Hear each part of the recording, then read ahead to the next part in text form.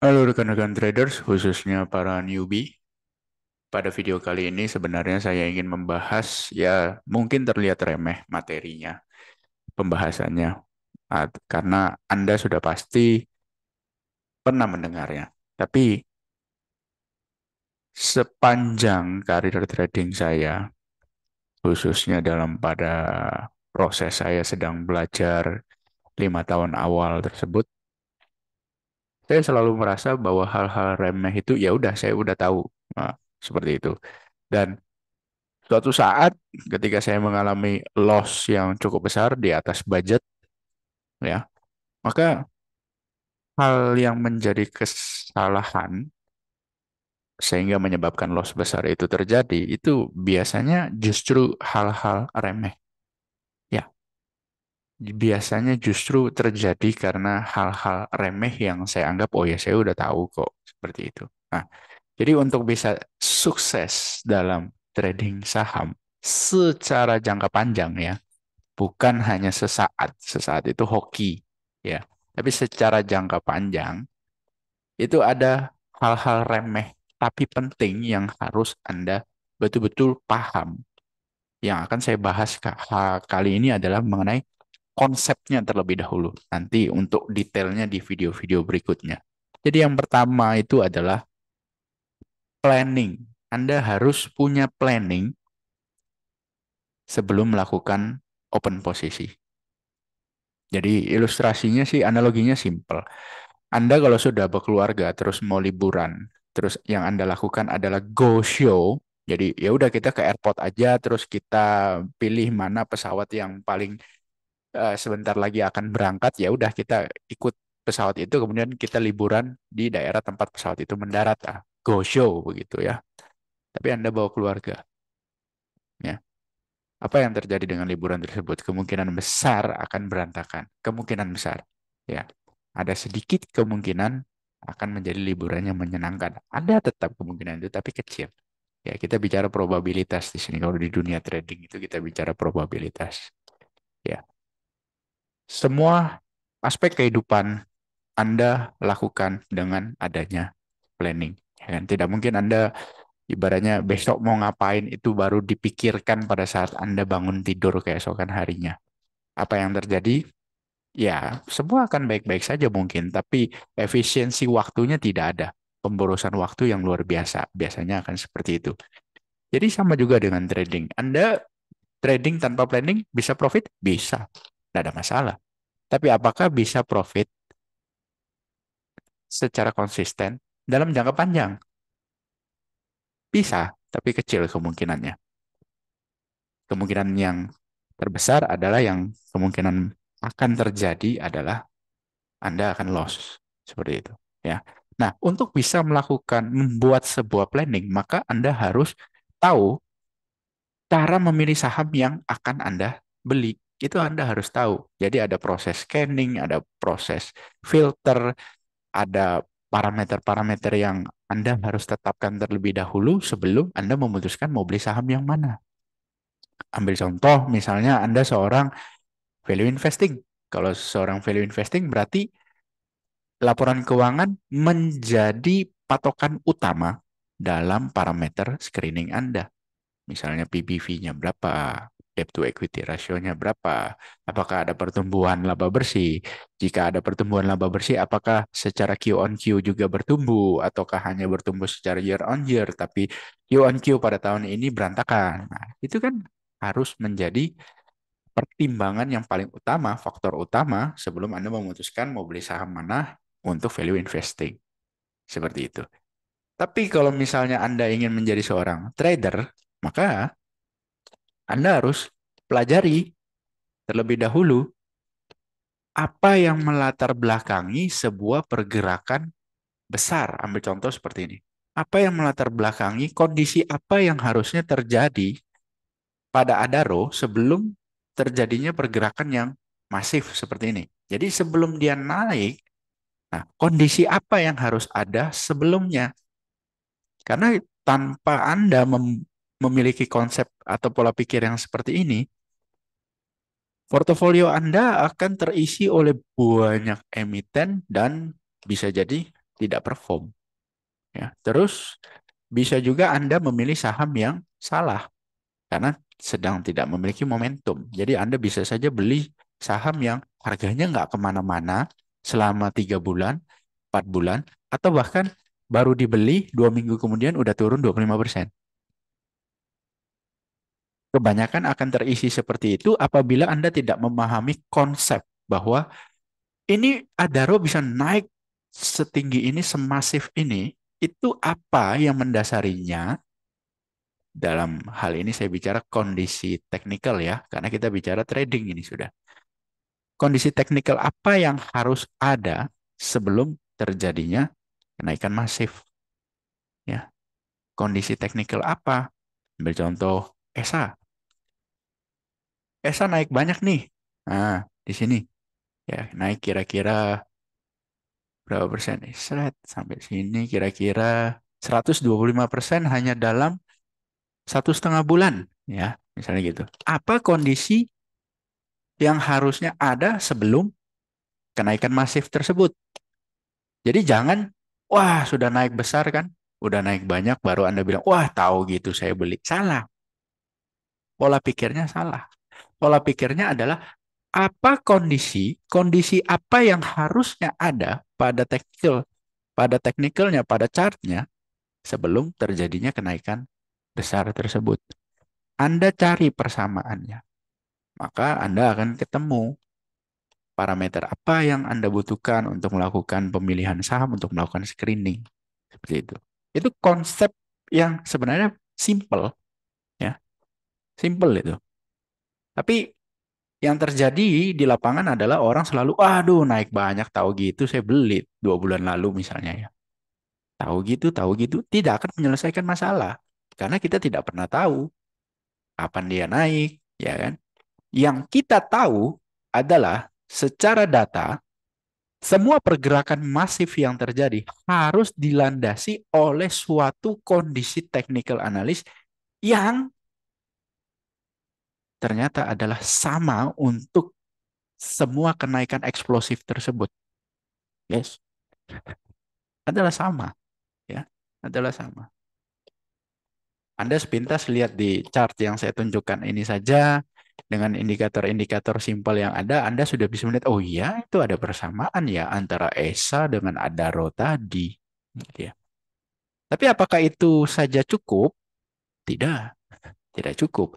Anda harus menggalinya lebih dalam lagi sehingga jumlah saham yang Anda ingin beli atau yang Anda incar itu tidak misalnya sehari 8, 10 saham yang Anda incar itu terlalu banyak. Anda bayangkan kalau Anda incar 10 saham dalam satu hari, kemudian Anda input order dan ternyata 10-10-nya terbeli semua. Anda bayangkan dalam 1 minggu, 5 hari kerja itu, portofolio Anda akan terisi oleh berapa saham?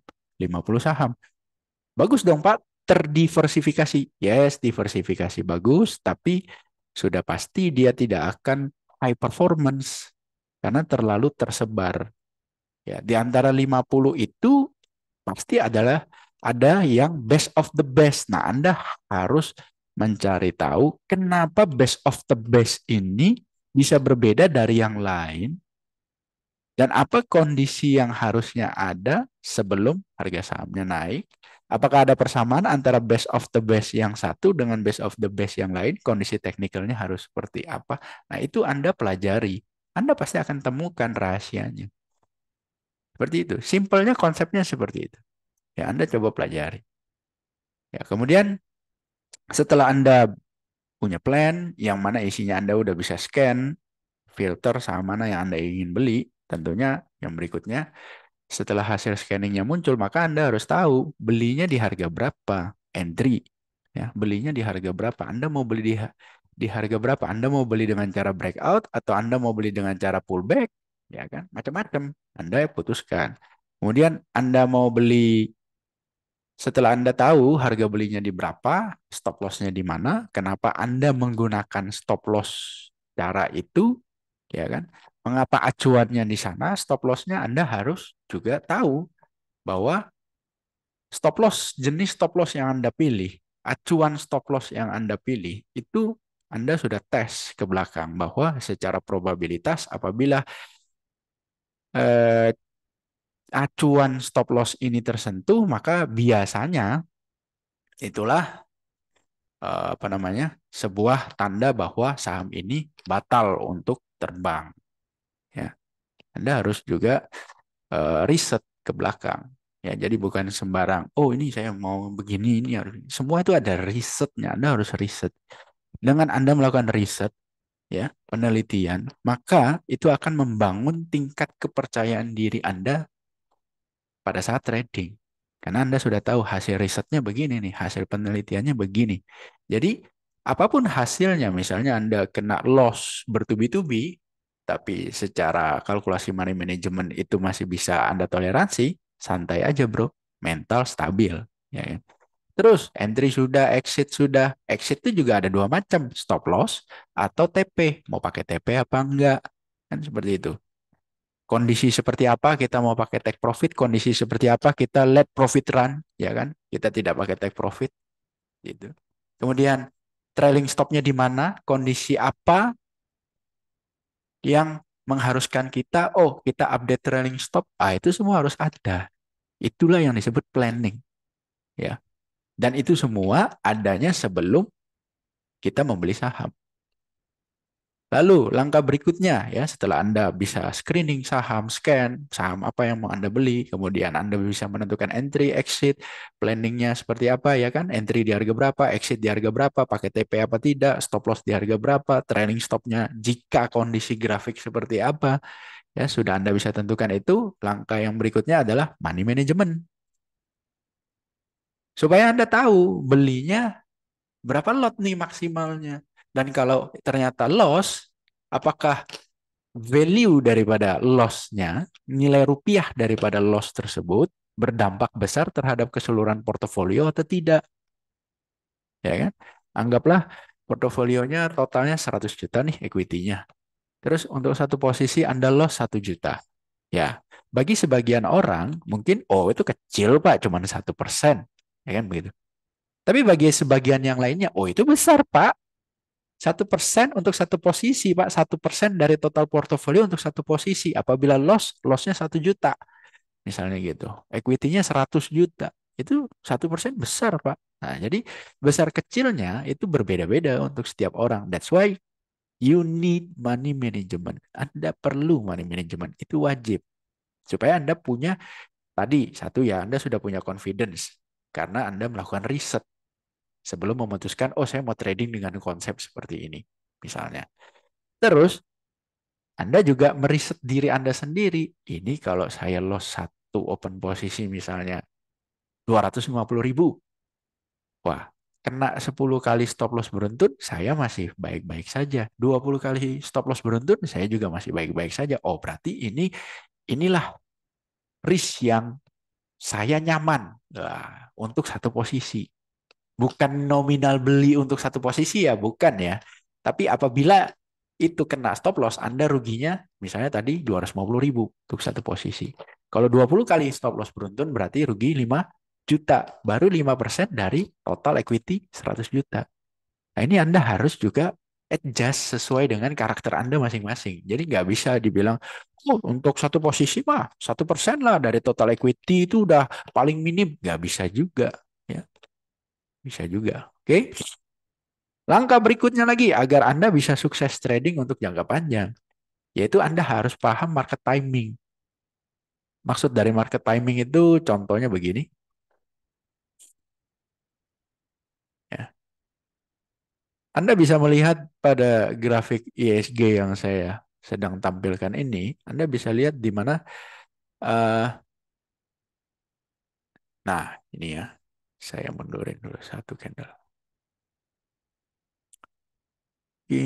Anda bisa lihat di sini bahwa ada kalanya ISG itu secara market timing yang saya miliki dalam kondisi enak untuk trading, ada juga dalam kondisi yang tidak enak untuk trading. Ambil contoh sini, saya kasih benchmark 40 misalnya, ya, 40 warnanya. Oke, ambil contoh pada tahun 2022. Anda bandingkan dengan 2023. Akhir 2022 sampai sekarang, bandingkan dengan awal 2022. Ya, awal 2022 itu di sini. Nah, oke. Hapus dulu. Nah, di sini awal 2022, kemudian di sini akhir 2022 sampai dengan 2023. Anda bisa lihat di sini trading dalam kondisi yang nyaman, ya. Sedangkan di sini saya bilang ini trading dalam kondisi yang menyakitkan. Kenapa? Ya, simple. Secara market timing indikator yang saya miliki, di sini terlihat bahwa garis merah ini sering sekali menyentuh di atas level harga 40 yang barusan saya bikin secara threshold. Jadi ini membantu saya menentukan market timing. Ketika sering menyentuh angka 40, maka saya bilang market dalam kondisi tidak enak. So, saya tetap trading, tapi dengan risk yang sangat kecil. Jadi, ambil contoh tadi money manajemennya, satu open posisi misalnya loss 500.000 dalam kondisi market normal, normal ya, bukan bullish, normal. Dalam kondisi market tidak enak seperti ini secara market timing, maka untuk satu open posisi saya hanya maksimal loss 200.000, saya kecilin. Tapi kalau dalam kondisi market yang super bullish, ambil contoh akhir tahun 2020 di sini, ya, itu satu open posisi maksimal loss-nya bisa ditingkatkan menjadi 800.000. Seperti itu. Jadi Anda harus tahu market timing, kapan Anda harus rem, kapan Anda harus gas, kapan Anda harus santai-santai saja mengendarai kendaraan, itu kan ada. Ya, jadi ada bantuan, ibaratnya dia bisa mengendus market timingnya ini saat ini sedang enak atau tidak. Kalau sedang tidak enak ya jangan digas seperti itu. Jadi kondisi jalan lagi macet, Anda gas, apa yang terjadi? Anda tabrak mobil di depan, kecelakaan, kan begitu. Kondisi jalanan lagi lowong, kosong, Anda punya target, dikejar waktu, terus Anda hanya jalan dengan 30 kilometer per jam. Kapan nyampainya? Padahal jalanannya lowong. Ya kan Anda sedang di jalan tol yang lowong, bukan tol yang macet. Ya Anda harusnya tancap gas. Jadi itu timing yang Anda harus pahami. Dan yang terakhir adalah setelah Anda memahami itu semua, ya, Anda punya planning, Anda bisa scanning, Anda tahu kapan masuk, kapan beli, harga SL di mana, trailing stop di mana, pakai TP apa enggak, itu udah jalan seperti biasa, terus money management juga Anda sudah bisa jalankan, Anda tahu market timing, semua itu akan sia-sia apabila yang terakhir ini Anda tidak jalankan dengan baik, yaitu disiplin dan konsisten. Anda jalankan secara disiplin itu semua tadi yang Anda sudah lakukan, ya. Scanning, entry exit, money management, ya market timing, itu semua Anda jalankan dengan disiplin dan konsisten. Ya. Kenapa disiplin dan konsisten? Oke, itu semua harus Anda repetition, Anda ulangi terus setiap hari. Ya, itu kegiatan, suatu kegiatan, proses kegiatan yang Anda jalani setiap hari. Tapi harus konsisten. Kenapa saya bilang konsisten?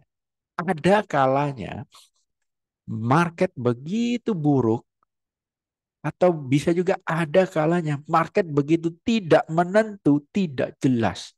Naik tidak mau, turun tidak mau, sideways. Ada kalanya seperti itu. Dan di masa-masa seperti itulah yang akan sangat membuat atau menggoda Anda untuk menjadi tidak konsisten. Ambil contoh satu hal. Anda bisa tidak konsisten terhadap money management. Padahal Anda tahu nih, market timingnya lagi buruk, lagi jelek. Tapi Anda punya suatu keyakinan pada satu saham nih, misalnya gitu. Oke, saya yakin nih, saya udah riset apa segala macam, ini bagus. Saya beli deh. Yang harusnya market timing jelek, Anda mungkin cuman untuk satu posisi rugi 250.000. Tapi Anda gas jadi 900.000. Kenapa? Anda yakin. Di sini tidak ada konsistensi namanya. Itu bahaya. Disitulah biasanya akan terjadi chaos, kekacauan. Ya, tuh, itu satu contoh. Kedua, Anda sudah riset sebuah sistem, Anda sudah backtest dia. Hasil backtestnya pun Anda terima, Anda suka, dan Anda memutuskan untuk, oke, saya mau pakai sistem ini. Tapi ketika Anda pakai, market begitu tidak enak, ya, bearish ataupun sideways berkepanjangan, Anda mulai meragukannya. Wah, ini beneran nggak ini sistemnya ya? Kok cut loss, cut loss, cut loss, cut loss, cut loss, cut loss, cut loss. Memang sih secara total portfolio turunnya nggak banyak, masih bisa masih masuk dalam batas toleransi lah. Tapi yang jadi masalah adalah ini kok cut loss, cut loss, cut loss, bosan loh. Ya kan, bosan nih gua cut loss mulu. Jangan-jangan nih sistemnya yang salah. Loh, bukankah tadi sudah di riset? Bukankah riset Anda itu harusnya sudah mengalami pernah melalui market crash. Ibaratnya misalnya Anda riset dari 2007 supaya Anda bisa merasakan, oh sistem ini melalui 2008 big crash seperti apa, krisis kredit Eropa tahun 2011 seperti apa, terus ibaratnya ada bearish di tahun 2013 karena inflasi seperti apa, terus ada lagi bearish di 2015 karena perlambatan ekonomi seperti apa, crash COVID 2020 seperti apa sistemnya. Anda bisa memutuskan pakai sistem ini karena Anda sudah melihat hasil risetnya di tahun-tahun yang tidak enak, dia lolos dengan baik. Lolos dengan baik itu artinya loss, tapi masih lebih kecil daripada penurunan market. Atau ketika market rebound, dia bisa ngejar ketertinggalannya dengan high performance.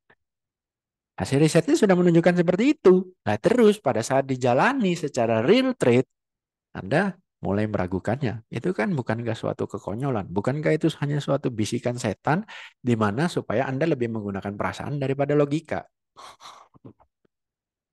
Konsistensi itu sulit, ya. Jadi inilah rangkaian konsep yang harus Anda kuasai dan Anda jalankan dengan baik supaya Anda bisa sukses trading saham, trading kripto, trading apapun itu secara jangka panjang. Ya, jadi Anda yang poin paling terakhir ini disiplin dan konsisten yang harus dijalankan dengan baik. Oke, demikian untuk video kali ini. Terima kasih telah menyaksikannya. Sampai jumpa di video berikutnya. Kalau Anda suka dengan konten ini, maka saya akan breakdown lagi detail-detailnya mungkin seperti apa. Ya, sampai jumpa di video berikutnya.